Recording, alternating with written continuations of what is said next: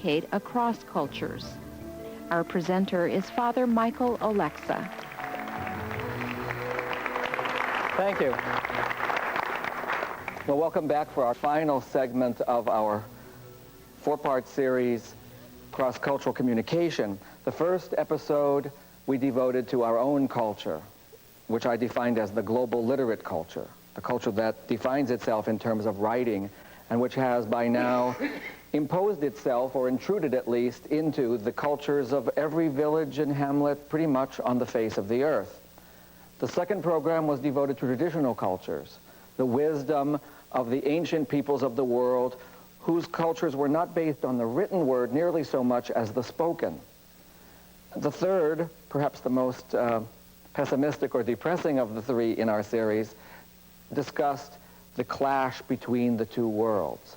Now, we're not to blame, and it's not a matter of making anyone feel guilty about the tragic miscommunications of the past or the injustices that were perpetrated by one culture against another. That's not the point. That's not what we're hoping for here. It's rather to make us all sensitive to the fact that those wrongs, those injustices, and that miscommunication has happened, and people not only have but continue to suffer because of it. When you ask majority people, is there trouble in your community with discrimination and prejudice, they pretty much say no, hardly at all. And when you ask racial or cultural minority groups, is there a problem, they say, yes, we suffer from it every day of our lives. And you want to say, well, who's telling the truth? Metaphorically, I compared this to growing up playing basketball or growing up playing soccer. They both have the term dribble, but they both mean something very different when you ask a player to do it. And in fact, dribbling in basketball is completely against the rules in soccer, and vice versa. And we live in a kind of society where that kind of miscommunication interculturally is happening all the time. And whoever is in the lower power bracket will suffer for that breakdown more. The student in the classroom, the patient in the hospital, the applicant in the job interview, the defendant in the courtroom. And this is where the patterns of discrimination, in fact, emerge. So we want to talk in this fourth and final segment about this universe of communication, how it is that people interact and understand each other. You know, it's something miraculous, almost magical, to think about how language itself works. Before I can say anything, at least theoretically, I have to have an idea in my head. And then during the first couple of years of my own life, I've been taught a particular language so that I can articulate, without saying it, I can articulate that idea in words before I actually say them. Then over a still longer period of my life, I had to learn to make the sounds to articulate those words. That's a different task. Then I start sending out these sounds, and your ear picks them up. And as long as everything's connected properly and working, your eardrum vibrates in a certain way, your auditory nerve picks up those vibrations, and your brain gets this stimuli.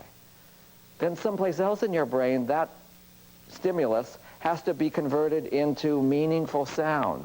If I speak in a language that you don't understand, it won't be meaningful.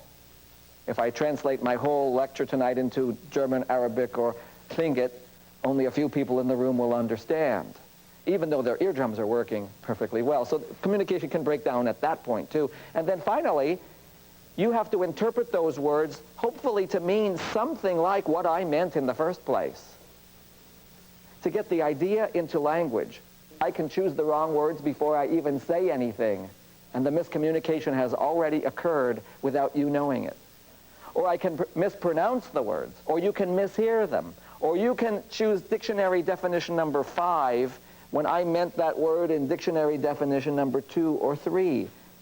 In other words, we can miscommunicate anywhere along this chain of events, from idea, the mental concept, to the formulation in language without saying it, to the articulation of it, the speaking of it in language, to the hearing, the reception of the message, to the interpretation of the message, and finally something like the idea that was in my original head getting into yours. Folks, if that works, it's amazing. It's not so surprising, therefore, that we miscommunicate. What's surprising is that we communicate at all. And it's always imperfect. It's never accurate 100%. I can use a word like dog, and immediately that sound, provided you speak English, triggers a concept in your brain. A four-legged, usually, furry mammal of sorts, kept as household pets or work animals, depending on your culture.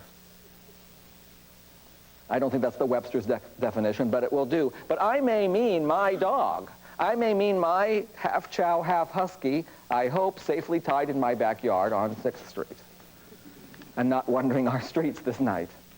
If I mean that dog and I want to get the concept, the image of my dog into your head, I have to say more than dog. I have to give you hundreds more words. I have to describe her personality, her color, her shape, her weight, a whole lot of other details. It will take me an awful long time to get the idea, the concept of my dog into your head. And even then, it will still only be approximate, but there will be overlap.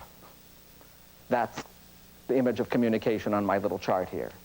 Now, what if I say the word animal, and I'm a Western European, and you, as a native Alaskan, perhaps, who has learned English, hears the word animal.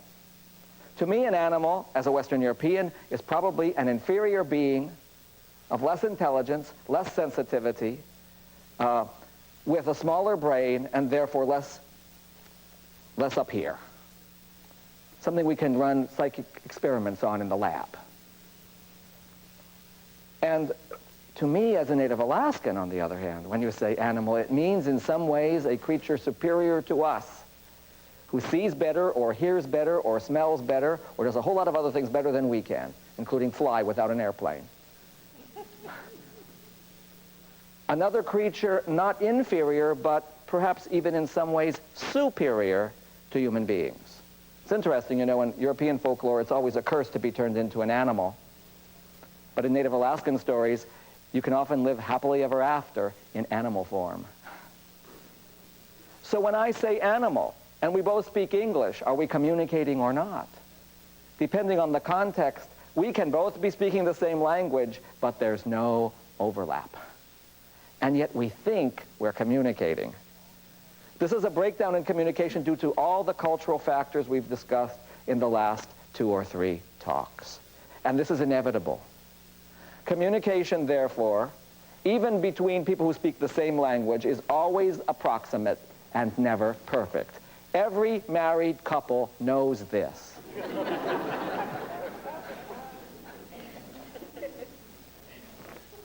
However, there's more to communication than that. It's more than just language. Long before we began learning our first language, whatever it was, we began getting programmed, you could say like they say in computer labs, initialized or formatted. Our brain needed to get prepared to receive the linguistic data. And that process began probably in the womb. Long before, years before we actually say anything intelligible, our brain is already developing the initial skills we need to actually speak someday. Now, speaking is a very complicated process. You have to have those ideas and all that language stuff, and that's up here on the tip of these sort of metaphorical icebergs I've had produced here on this chart. These are icebergs. Please use your imagination. This is the water line. And we'll come to the musical staff later. It has nothing to do with the icebergs, actually. It's just a convenient shorthand here. The icebergs float the way human beings interact. We show only the tip of our personality publicly. The language we use, the communications that using verbs and nouns and adjectives and so forth, that's pretty much up front. Everyone can hear it or overhear it. That's what I would refer to as the tip of the iceberg. And this is the part that's always approximate and never perfect anyway. And that's the best we can do. But long before we reach the ability, the stage of being able to speak in full sentences, we are being programmed, as it were, to eventually be able to talk. The first element of our personality, as well as our speaking style, is put into us possibly, as I said earlier, even in the womb, because it's a biological, physiological rhythm. We all have one. Some people, depending on their culture and their family and their background, and certainly even their genetic inheritance, have a rhythm that runs like this. This is perfectly normal speed for talking, for walking, for eating lunch, and for enjoying a pleasant stroll. People walk and talk and eat at this pace. And then there are people from other parts of the world whose metronome is set much faster. They walk and they talk and they chew their food. It takes them 5 minutes for their hour lunch, so they have plenty of other time to do a lot of other things. Try Manhattan, it's like this. An entire city whose rhythm is set at high speed. And if you don't walk this fast, you will be trampled on Broadway. Step, step, step, step. This is the rhythm of the city. Rural areas tend to have somewhat slower rhythms. Everyone who's lived in an Alaskan village knows how tiring it is to come to town. It's not because you're lazy, and it's not because you require ordinarily an afternoon siesta, although it's a wonderful institution. It's not because you always take a nap after lunch, but when you come to the city, the whole rhythm of the place wears you out. You can't speed up your metronome without expending a whole lot of extra energy. And there are those who have a governor on just how fast their metronome can speed up. It doesn't go any faster than that. That's our personalities. We never think about this, you see, especially in conversations. When we teach people second languages, we never point out that those languages have rhythms too. And unless you learn to talk at that rhythm, the rhythm of that language, you will never communicate effectively. Rhythm is basic. It's so fundamental that complete miscommunications happen all the time based on the rhythm factor alone. And again, those of us who are married know that this is true. You come home from the office, your spouse is already there, a little bit more relaxed, having adjusted himself or herself to the rhythm of the home, which hope is a little more relaxed than the office or the expressway. It's not a good time at that juncture to deliver memos. Because quite literally, the person on the faster beat, who has not yet slowed down and adjusted to the more relaxed pace of the home, is going to be ticking away like so. And if you deliver the message off the beat in a syncopated way, it doesn't compute. Not because the eardrum suddenly deadened or the auditory nerve went dead either, but because we need to be synchronized to effectively communicate. We have videotapes of school teachers recently imported from elsewhere whose rhythm is quite rapid. In a classroom with students whose rhythm is much slower. And the teacher asks the student a question. The teacher expects the answer to be on the beat and is waiting for the answer now. And the students are answering, but later. We have to videotape such classrooms to prove to the teacher that the student answered at all. They say, no, she never answered my question. Yes, the child did, but not on the beat. And if you don't communicate on the beat, it doesn't compute, it doesn't sink in. The instructor will say, they never answered. Now, if this is the story of your school experience, if this is what happens to you when you go to school, first, second, third grade, and you're never in the Bluebirds or the Redbirds reading group, you know. You're in the Blackbirds for this. You're in special ed for this. You're in special ed for this. Because such children are not only rhythmically diagnosed slower, they're intellectually considered slower. And it's not true. They're just as bright as the other kid. But their culture and their physiological metronome is set at a different pace. And it works both ways. I was at a school in rural Alaska not too many months ago. The teacher had been here 20 years. She came to school every day and barked as the principal of the school to her village students, "Walk like you're going someplace." And they'd all speed up. Until they got around the corner, and then they'd all slow down. The real problem was the whole village was only 200 yards long. When she said, "Walk like you're going someplace," no one had any idea where they were supposed to be going. Now, this factor alone caused a great deal of tension within that community. I was called in as a consultant to try to help people make sense of this, and as I talked about the faster metronome, the whole student body smiled and nodded and looked at the principal. But it didn't work the other way around. She never got the notion that rhythm was her problem, that she was the only one trying, as her mission in life, to speed up the rhythm of the entire community. She got fired. It cost people their jobs. Very competent people are forced out of their positions in which they're perfectly competent to perform, because they can't adjust to the rhythm of that culture. When you deliver a memo to your hubby, your honey, off the beat, they don't hear it. And then the next day you have a fight. "But dear, I told you yesterday. I reminded you." No, you didn't, dear. We've all had those discussions. You weren't synchronized. Eardrums were working, brains were engaged, language was fluent and articulate, but the message doesn't get through unless you share the rhythm.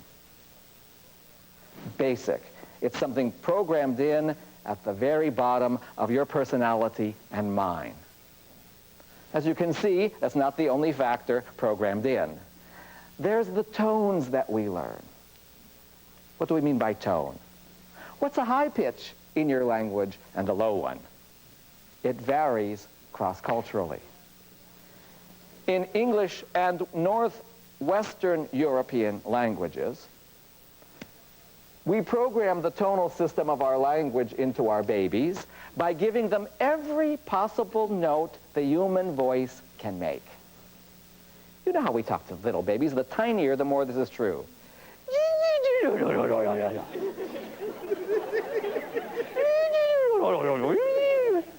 This is the music that infants hear the first days, even hours of their life. We squeal at them. In English, we squeal at our babies. We hit notes far above the musical staff that would really be off my paper here. And we slide all the way down and hit notes that we would never use with other civilized beings. We do this only to babies. So the baby already in infancy, and we're not conscious of this, of course, anymore as we get older, has learned that when people talk to you like that, that's a good thing. We like that. And so, as we get a little bit older, the tones somewhat are condensed. Still, for very young children, preschool kids, kindergartners, adults talk in those tones. Not quite as extreme, we say, to the first grade class. "Good morning, boys and girls." If I came in here this evening and talked to you in those tones, you see, those tones send a message. They say, "I'm an adult and you're a child," which is very reassuring when you really are a child and this person really is an adult. Because I'm not just a generic adult, I'm an adult like your mommy and daddy.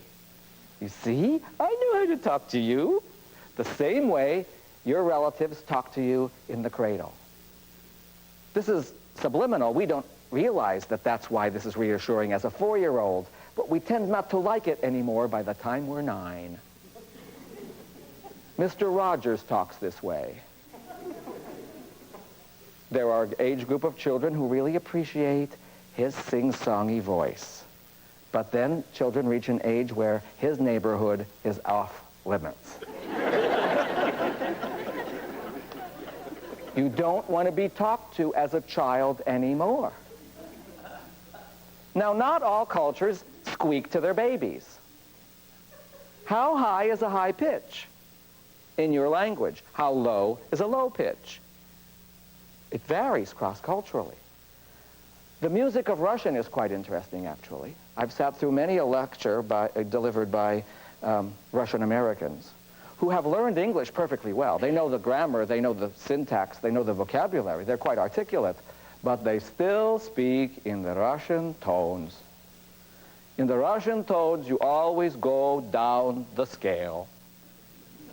In fact, every sentence goes down lower.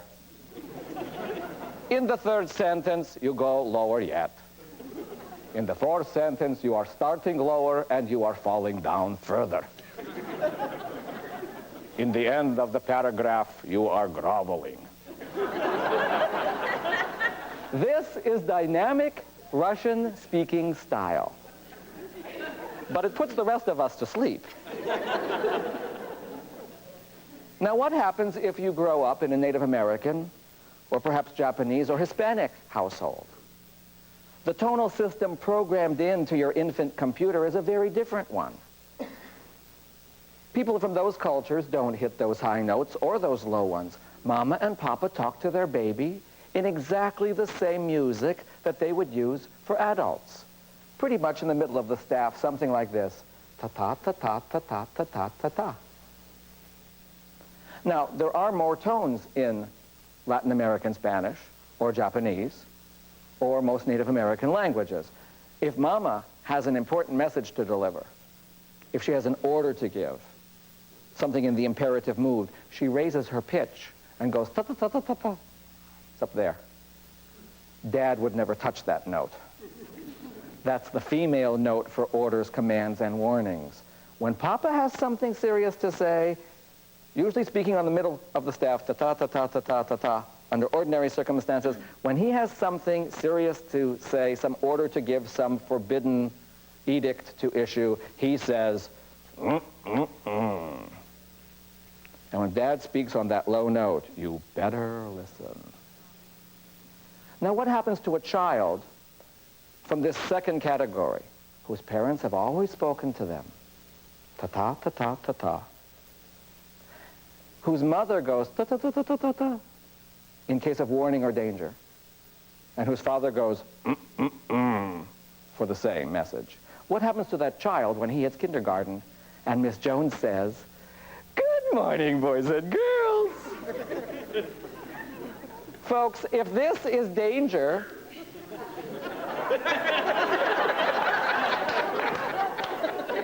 this is hysteria.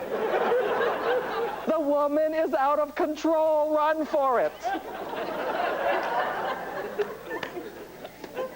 This is not soothing, welcoming, caring, sensitive adult speech. This is verbal terrorism. And yet the teacher has no idea that that is what she's doing to those minority kids in that classroom. Has no idea. She doesn't mean to be doing it. It's tackle basketball. And the kids are getting tackled and nobody noticed. Juan and Diego go out for recess. Why does our teacher shout all day? I don't know. Let's ask Billy. They go to ask Billy. Billy says, she doesn't shout. And they back away from him. All these tones send messages. In the same community where I had this rhythm problem last December, I tried an experiment with the kids. The entire student body, probably about 80 children, ages 3rd grade through maybe 10th or 11th, actually. And I said, who in this room can hear the difference in the message I'm sending between these two sentences? I got all my homework done. And I got all my homework done. And the kids stared at me. Huh? Okay, let's try a different one. I didn't forget my airline ticket. And I didn't forget my airline ticket. And they stared at me again. Okay, I got my lunch money in my pocket. And I've got my lunch money in my pocket. Still a room of blank stares, with the principal with the rhythm problem nearly jumping out of her chair, so furious. Why don't these stupid kids get it? It was written all over her face. Finally, a bright 10th grader raised his hand and said, I'll take a guess, Father. It seems to me that the second time you say this, you're happier about it.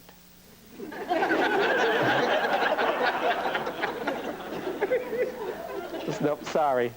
They couldn't hear the difference. They'd never heard that intonation meaning something like sarcasm. You idiot, you forgot your lunch. You fool, you didn't do your homework. They weren't getting that message at all. And it was quite obvious, at least I'm just making the supposition, the principal was also sending those kind of messages to those students all the time, and they weren't getting it at all. Talk about frustration on both sides. So the music that we learn is programmed into us in infancy, and we take for granted that everyone knows our music, our tonal system. It's not true. Now imagine how this might apply in a job interview, for example. You ask a minority person who has the second type of tonal system programmed in, tell us a little bit about your job. Oh, they say, I really like my job. Instead of, I really like my job. The next candidate uses the tonal system we expect. I really like my job. Whom do you believe? Who gets the job? We communicate on the tonal level, not up here in the words that we actually speak, but with the rhythm and the music we also employ every time we open our mouth. And by the way, men, this is the bad news. Women tend to pay at least as much attention to these kind of signals as they do to the words you say. I came home not many months ago from a long trip, dragging my suitcase through the door, and my daughter, Katrina, was waiting for me. She said, I waited up to see you, Dad, because guess what? I got the lead in the school play. And I, dragging my suitcase through the door, said, oh, that's terrific, honey.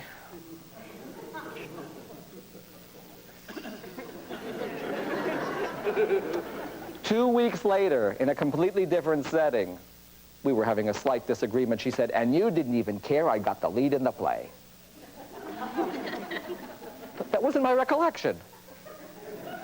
I remember being very pleased. I remember saying so. My son backed me up.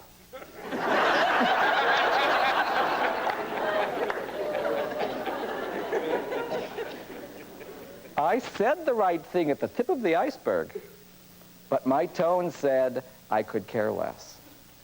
And she heard that tone more clearly than the right words that were uttered officially at the top. Where do we get the message? How do we understand the message? Dr. Deborah Tannen at Georgetown has written several bestseller books on this topic. I refer you to those if you're interested in exploring this further, especially the second one, You Just Don't Understand. It's about husbands and wives, men and women, trying to talk to each other, because that is definitely an intercultural situation, if there ever was one. Volume is another problem. How loud is loud? How soft is soft? To the Irish, I'm told, we Yanks are always loud. We're considered boisterous and domineering in their pubs. We come in and we talk over their music while they somehow manage to talk under it. I don't know how to do that, frankly. But apparently the Irish know how, and we don't, and it's a cross-cultural breakdown. We have a reputation of being boisterous and domineering in their country. They probably like us anyway, right? But what happens when someone has a tonal system that's wider than you're used to? Or a volume setting that's up a decibel or two? Or perhaps a rhythm that's more rapid than yours? In other words, what happens when you meet a New Yorker? You see, the whole country has this stereotype of New Yorkers being rude and pushy and arrogant and domineering. Now, there probably are a few like that. But by and large, that's not the way New Yorkers perceive each other. You see, in the New York conversation, you've got to keep things moving. Everybody's on that rhythm that we've already mentioned. And then, you see, there's a politeness system operating here. We call it the solidarity style of politeness. In solidarity style politeness, you see, the basic premise is this. We human beings are basically alike, we're the same, and we're equal. Americans like that assumption. We're alike, we're the same, and we're equal. So two Americans meet. They shake hands. Dr. Daniel Jones, please meet Dr. Jeremiah Crawford. They'll shake hands and say, nice to meet you, Dan. Good to meet you, Jerry. They're not just on a first name basis, they're on a nickname basis, and they've just met. New Yorkers are like that too. They want to say, I'm the same as you. We're equal. We're alike. In this mad city of 11 million people, let's prove it. You start talking, and I'll empathize with you. I'll agree with you. In fact, I'll be in such solidarity with you, I will finish your sentences for you. Because I knew what you were going to say. I would have said the same thing if I were you, and I'll prove it. I'll say it for you. I'll do it. This is not rude. This is not impolite. This is saying we're so much alike. I know you so well. We're so closely related. We've been together for so many years. I know you. When I finish your sentence, it affirms you. It doesn't interrupt you. It says, we're alike. We know each other. Tell me more. You take a New Yorker to San Francisco and they try that. And they come across as rude, arrogant, boorish, domineering. But they're simply employing a politeness style that's different. It's not, in fact, even uniquely New York. Huh. It's, in fact, the preferred style in our country generally. Perhaps not with the finishing of one another's sentences, but we Americans prefer the solidarity style of politeness. The other major style is the deference style. It's the way most of us were raised in the 40s and 50s and earlier. Children were taught to be deferential to adults. You never called them by their first name. You called your next door neighbor Mr. this and Mrs. that. You called your school teachers by that. You use titles in deference style politeness. You don't use nicknames. You don't even use first names. We know how to use deference style politeness as soon as we recognize that we are not the same and we are not equal and we are in a hierarchical or ranked situation. As soon as we realize that we're outranked, we switch to deference. We all know how to talk to the arresting officer. We know how to speak politely to the judge in court. At least if you know the ballgame rules in our dominant culture. You know that even though the judge has his full first and last name up there on the bench, you don't use the first name. You don't come into the courtroom and call the judge Frank, even though that's what it says. But not everybody's going to know that. Because different cultures use deference style politeness in certain situations and solidarity style politeness in other situations, and they don't necessarily match. So when you use deference and when you use solidarity varies cross-culturally. In Great Britain, deference is still very much in vogue. Two British doctors with the same names I mentioned earlier meet. Dr. Daniel Jones, please meet Dr. Jeremiah Crawford. And they will shake hands and say, so pleased to meet you, Dr. Jones. Happy to meet you, Dr. Crawford. Perfectly polite. They're both being deferential. You're a doctor, I'm a doctor, I respect you. Oh, please, after you. No, after you. Deference. What happens when the English doctor meets the Yank? How you doing there, Dan? So pleased to meet you, Dr. Crawford. These guys aren't buddies. This is not hitting it right off. We're playing tackle basketball cross-culturally again. One is being deferential, the other is using the solidarity system, and they offend each other.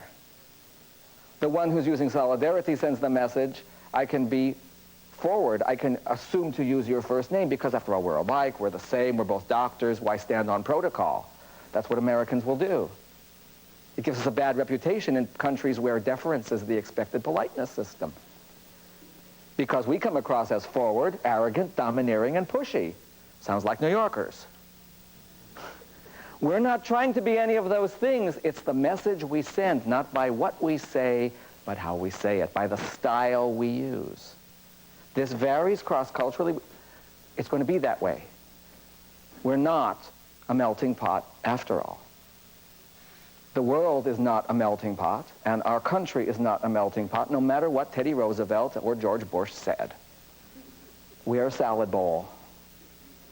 And in a salad bowl, there are many ingredients, and we're glad for all of them, because a lettuce salad or an onion salad would be rather unappetizing. The lettuce has to be glad that the tomatoes are in there with the baby corn, the broccoli, and the green peppers. The more the better. Each one adds a flavor and a texture, a color that enriches the whole thing. And that's the kind of society we have. That's the kind of world we live in. And we have to learn that there are different ball games in town. Solidarity-style politeness is very much our preferred way. It's increasingly so. But I mention this because in different parts of our country, deference is still taught to children. A young man told me a few weeks ago in Anchorage that he moved from Mississippi to Ohio as a fourth grader and was constantly being sent to the office. He said, why? He said, I didn't know for years. Well, what happened? He said, well, you know, the teacher would say, Billy, will you do this? And he'd say, yes, ma'am. And she'd say, go to the office. He'd go to the office. The principal would say, why were you sent here? He'd say, I don't know. Call the teacher. Why was Billy sent to the office? He was wising off. Because a yes, ma'am, or a yes, sir sent the message that they were being flippant and disrespectful. He was saying yes, sir, and yes, ma'am because he was being precisely respectful and polite. But his politeness system was rude in the new context. And it took years for him to find out, and he was in the principal's office time and time again for fourth, fifth, and half a sixth grades before they sorted it out. A conflict between deference and solidarity. It happens. We can't tell ahead of time what system the other person is going to use. Finally, distance goes with volume and style here. What if you meet someone, as we once did in Anchorage, from West Africa in this case, who's not only a faster rhythm and uses a very wide range of tones. These were Nigerian students we brought in by the dozen to enrich our university campus and cultural life. And while they had a different tonal system and a different volume setting and a different rhythm, it was the volume that really frightened most people most of the time. Plus a distance problem. Distance is something else that gets programmed in early on. Can I have a volunteer from someplace over here? Sir, thanks. You step up here, please. You see, when people are talking, we're used to having them at a certain, what we consider appropriate distance. English speakers require or expect arm's length. Frenchmen require sleeve length. Italians require elbow length.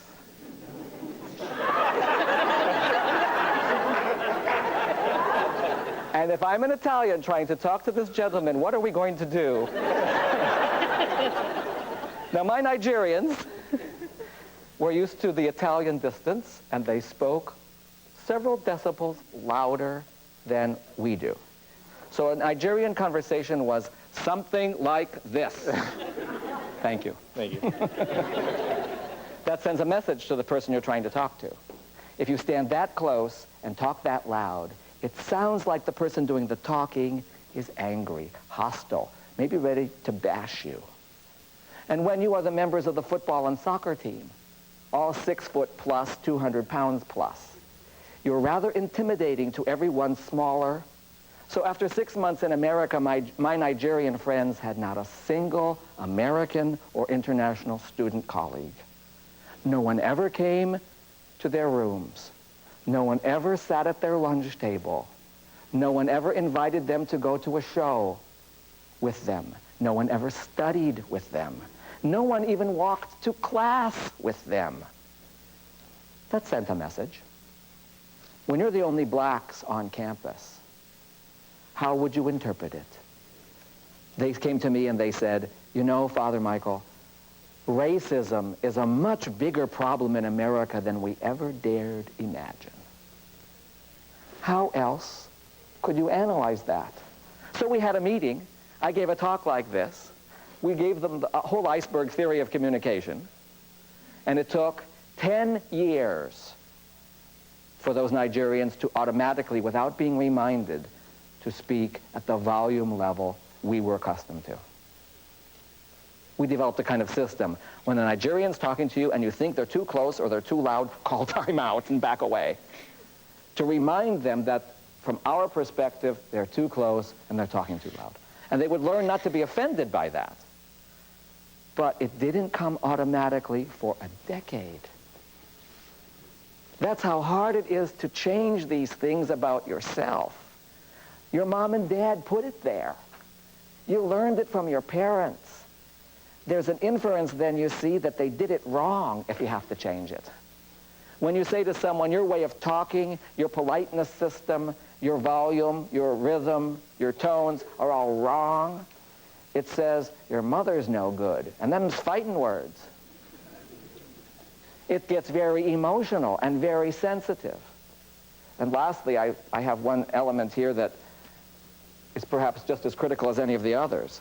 Our ritual system. You know, cultures have rituals. We have the ritual way of saying hello in English. You say, hi, how are you? You call on the phone and you say, hello, this is so-and-so, may I speak to so-and-so? These are ritual questions. It's expected that everyone in the culture knows how to play the ritual, play the game. If someone says, hey, Father Michael, I want to talk to you, without a hi, how are you at the beginning, I'm in trouble already. They've come to the main topic too quickly. You have to talk about the weather or something. You have to ease into the main topic. You can't come too abruptly to it. And saying goodbye is the same thing. Think about it on the phone. We in standard American English require at least 2 goodbyes. 2 goodbyes is the minimum farewell. I've got to be going, okay, see you, okay, bye-bye. That's 2. Okay, that's all I have. Okay, me too. Okay, see you. Okay, bye. You need 2 goodbyes. If people say, that's all I have, click, it sends a message. I said something wrong. They were offended. What did I do? Better call them back. Because the ritual must be followed. Otherwise, it sends the message that there was a breakdown. Now, in Yupik Eskimo culture, there are no particular words for hello or goodbye that are used on a daily basis. You don't have to say hello to people to start a conversation. If you're standing in front of them, you can talk. When you're done, you can leave. People call on the telephone and say, where's your wife? And I say, Mom, it's Minnie. I know.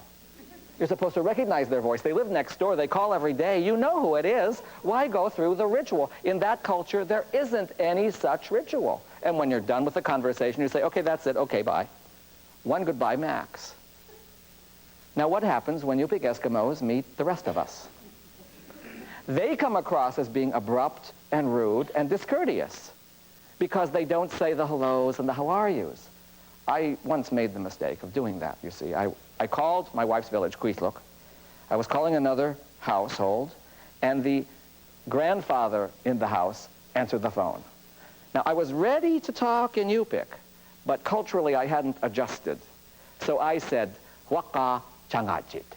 Hi, how are you? And he told me for 20 minutes. I got his medical prognosis. I had his chart practically in front of me. I knew what medicines he was taking. I knew when his next appointments at the hospital were. And then I said, can I talk to your daughter? He said, she's not home, and hung up.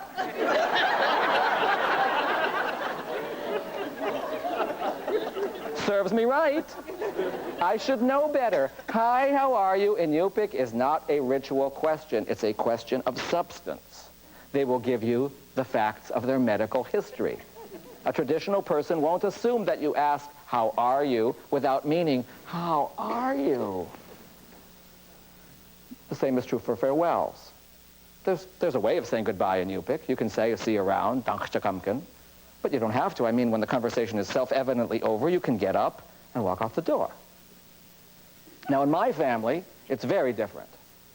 Eastern Europeans and many European cultures have a very elaborate farewell ritual, which we learned before we could actually speak. It's down here below the waterline, you see. We watched our parents, probably from the bassinet, enacting this ritual of farewell, typical in certain cultures of Europe and probably other places in the world.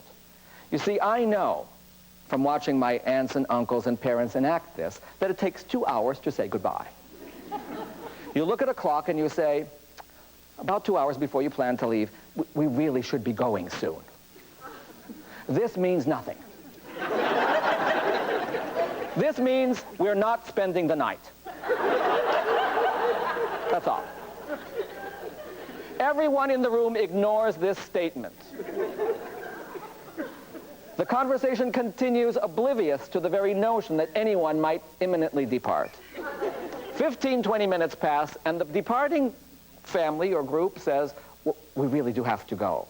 And the same thing occurs. There's not a blip in the conversation. It goes right on as if no one heard that. At the third, well, we really do have to go, you can actually add some pretext, like, I've got work to do at the office, the kids have homework to do yet before school tomorrow, or we're very tired, we've been up since whenever. At this point, the third announcement of departure, in fact, the departees may now stand up. However, those who are remaining will also stand facing them, thereby blocking any possible exit. The two groups will stand face to face until they become noticeably weary, shifting the weight from one foot to the other. This is the signal to usually send an adolescent member of the family to fetch the coats from some remote bedroom where they are all piled and, of course, all completely mixed one with the other. It takes the kid another 15, 20 minutes. We're finally going, Fred, will you get out here with these coats? We have to go. And the child emerges, something like this, buried in the immediate family's outer clothing. We ignore this child. We only put on the coats when a significant amount of perspiration has built up on his brow. We have no choice now, you see. Poor Freddie is suffocating. We have to put on the coats. You'll excuse us now. But the conversation continues without any glitch whatsoever. It's as if we're still sitting on the sofa. You put on the coats, and everyone stands there. The coated ones now have to maneuver around the coatless ones to get their backs to the door and slide into their shoes, which are usually piled up there too, without any interruption in the flow of the conversation. It's still as if nobody's leaving. There's now graphic evidence that the coated shoed relatives are in fact about to depart, but they may not leave until they too begin to sweat. At this point, someone will say how unhealthy it is to go outside perspired in this cold night air, because by now, it's probably midnight or something. In any case, the coated and shoed relatives can now, at that point, step out through the doorway, but they remain on the porch. This is part of the ritual. None of these steps can be ignored without serious consequences. The departees now are on the porch in their coats and shoes. Those who are remaining are inside the parlor, and the door remains open. They talk through the open door. This is one of the shortest segments of the ritual, because it won't take too long for the furnace to kick on. And that's the signal for someone to say something some kind of platitude like, we're not heating the earth, the house is not a barn, or heating oil is very expensive. This is the signal for the coated and shoed relatives to say, well, we really have to go, and they proceed to their car, followed by the coatless, shoeless relatives.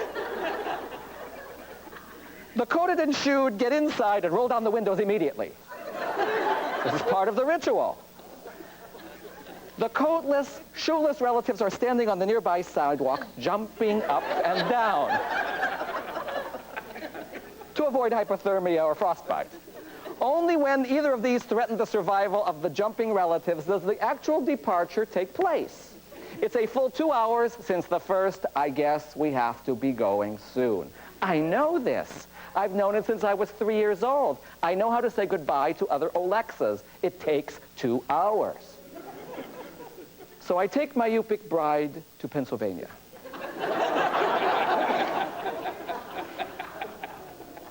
At the about 2 hours before I plan to leave, I say, I guess we got to be going soon.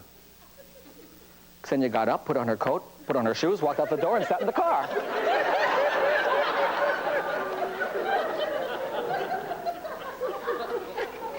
And my relatives? What did we say? Why did she leave?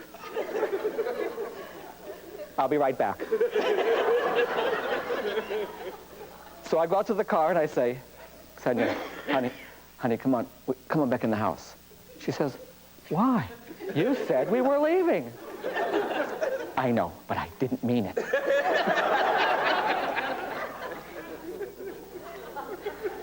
This is what happens when your expected rituals get violated.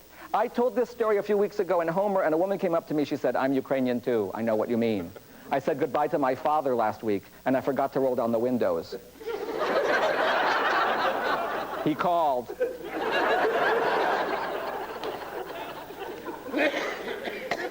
Now, all of that, of course, we enact the rituals to say things that are too awkward to say out loud.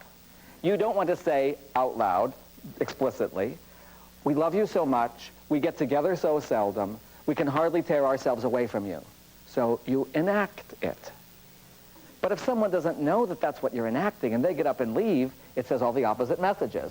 We can't stand you, we can't wait to get out of here, and we're having a horrible time. Which is exactly, of course, the message that the sudden departure sends. How do you know those things? You don't. You can't. We're all raised in our own ball court. We're all raised in our own goldfish bowl. There's not much we can do about the fact that we all have different mothers, got different rhythms, tonal systems, and all the rest in infancy. The best we can do is be aware of those differences. Be sensitive to the fact that other people raised in different ways, in different cultures, from different backgrounds, are going to differ from us on all those levels.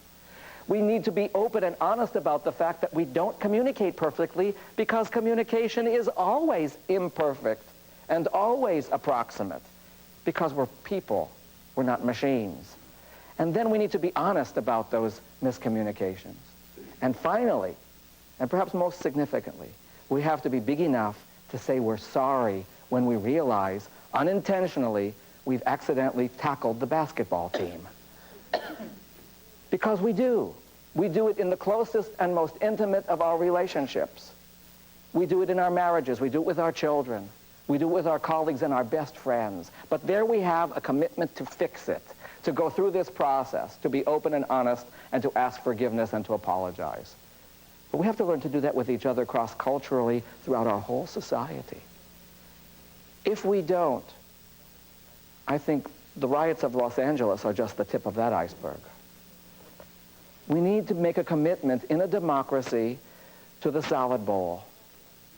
Maybe we would rather have everybody be the same. Maybe the old assimilationist melting pot idea of America is more comfortable to us. Maybe that's what we would prefer if we could vote on it. But demographically, it's just not there. It's wishful thinking to believe we can return to that. Because you see, assimilation taught all those kids the Pledge of Allegiance. And it ends with those famous 6 words: with liberty and justice for all. And if we're committed to those ideals we say we embrace, then we have to make these adjustments, difficult as they are. We have to be aware of those differences and sensitive and open and honest and forgiving. And then, you see, really communicating with each other, we have so much to learn from each other. Men and women, elders and youth, people of all races and backgrounds and cultures and religions, because we have them all. And then, together, just maybe, we can all learn what we need to do. Get a marketable skill, get our specialty, get out there and have a job, be a productive citizen in the modern world, maximize our leisure time, minimize our labor time, and at the same time, be human beings. People who know who we are, know where we fit, know how to relate, can be real people, and make the great land even greater. Thank you.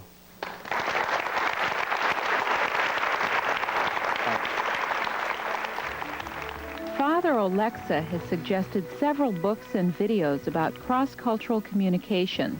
A complete list and additional information about this series is contained in a free viewer's guide. Write to Communication Guide, KTOO TV, Juneau, Alaska, 99801.